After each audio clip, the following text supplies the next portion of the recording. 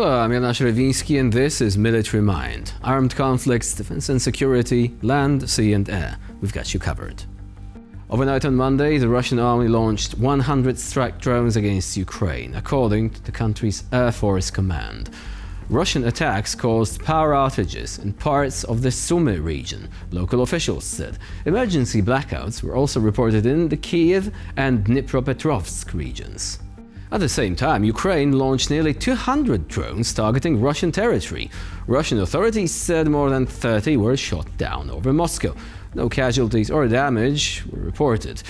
During the night, 2 Moscow airports temporarily suspended operations, but flights resumed by morning. Airports in several other regions affected by the attacks were also briefly closed. According to local media, on Sunday evening, a fuel depot caught fire in the Moscow region. The administration of the Serpukhov district told reporters that an empty fuel tanker had caught fire and was quickly extinguished. Drones were also reported in 10 other Russian regions, including all areas bordering Ukraine. On the front line, Ukrainian military analysts say it remains difficult to determine exactly where and with what forces Russian troops have advanced inside the city of Pokrovsk. The enemy is reportedly using tactics of covert infiltration, sending small infantry groups of up to 10 men that operate independently from their main forces, moving through gaps between Ukrainian defensive positions. Because of manpower shortages in Ukrainian forward units, it is challenging to detect and eliminate these Russian groups in time. Movements of 3 to 5 man units are recorded across much of southern Pokrovsk. Now, analysts say that Russian troops are disorganizing Ukraine's defensive system within the city by acting like sabotage and reconnaissance units rather than conducting traditional urban assaults, building by building or block by block. Instead, they move stealthily, often disguised in civilian clothing, attempting to infiltrate Ukrainian lines wherever possible and attacking only when conditions appear favorable. In such conditions, the main Russian forces advance and occupy new positions only after these smaller groups have sufficiently saturated the area. At present, Ukrainian forces are confirmed to control only the northern part of Pokrovsk. However, analysts warn that a large portion of the Ukrainian group defending Pokrovsk and nearby Mirnograd now faces a serious risk of encirclement. While on a combat mission, the Ukrainian crew of a MaxxPro armored vehicle noticed a group of civilians on the side of the road calling for help. One of them was wounded and unable to move on his own. The crew commander immediately reported the need for evacuation to command. After a brief consultation, the decision was made to return and provide assistance, despite the additional risks along the route. This case is an example of humanitarian duty and military professionalism going hand in hand. Commanders emphasize that decisions to return for civilians in conditions of heightened danger are not taken lightly, but it is precisely such actions that save lives.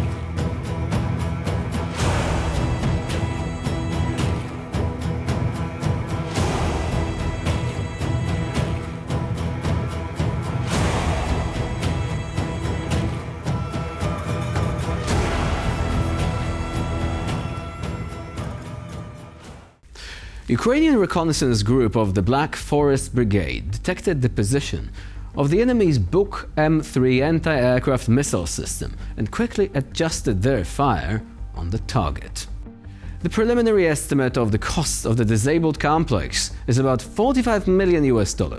The removal of the Buk M3 has significantly weakened the air defense system in this sector and opens additional opportunities for aviation and strike drones. By the way, if the mention of the Buk system makes you think of the MH17 plane disaster, you remember correctly. Most of the world first heard of the Buk after Russian forces downed the Malaysian airliner over eastern Ukraine with an SAM, something they tried to deny, by the way. All the more reason, then, to say good riddance, as another of those systems goes up in flames.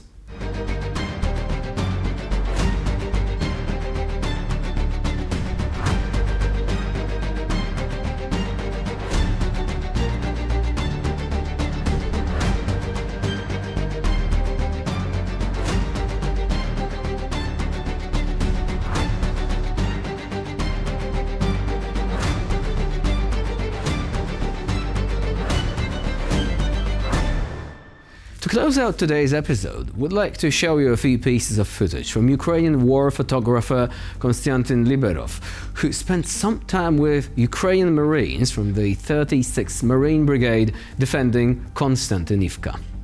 This is not just combat footage, but evidence of what war looks like up close, without embellishment. Residents who remain in the city are trying to survive, lighting fires in the middle of the street to cook whatever food they can find.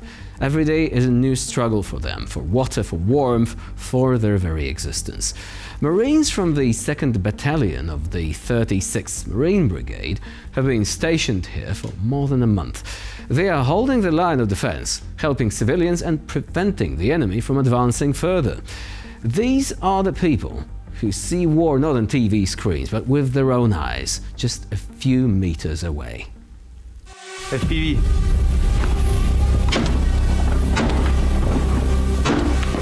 Константинівка.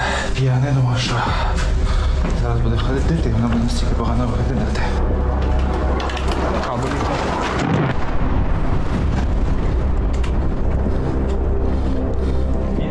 Ага.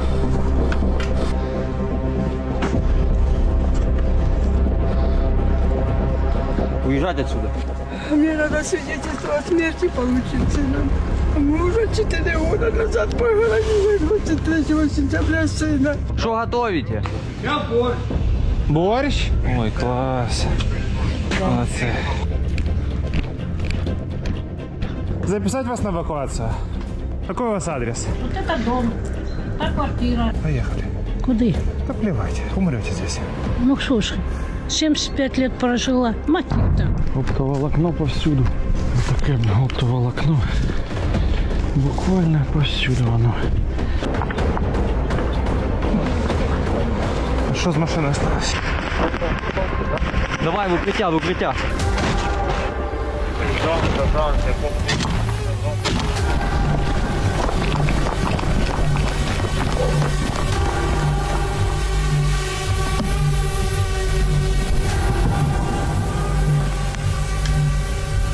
Бачиш його? Над нами прям.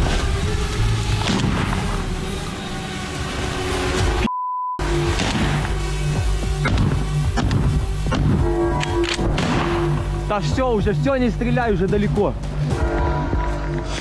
Коротше, це машина, яка мала за мною поїхати. Здається, в мене зараз проблема з виїздом. Не судьба. It is thanks to the tremendous work of the Ukrainian media that we often get these unique glimpses into the conflict. Yet their efforts are not without risk. Just recently, Freedom TV journalist Olena Khramova and cameraman Yevhen Karmazin were both killed in a Russian drone strike on the city of Kramatorsk. We dedicate this episode to the memory of over 130 Ukrainian journalists who lost their lives to Russian aggression since the beginning of the war. And with this we conclude this episode of Military Mind. Please stay with us here on TVP World for more latest news and updates.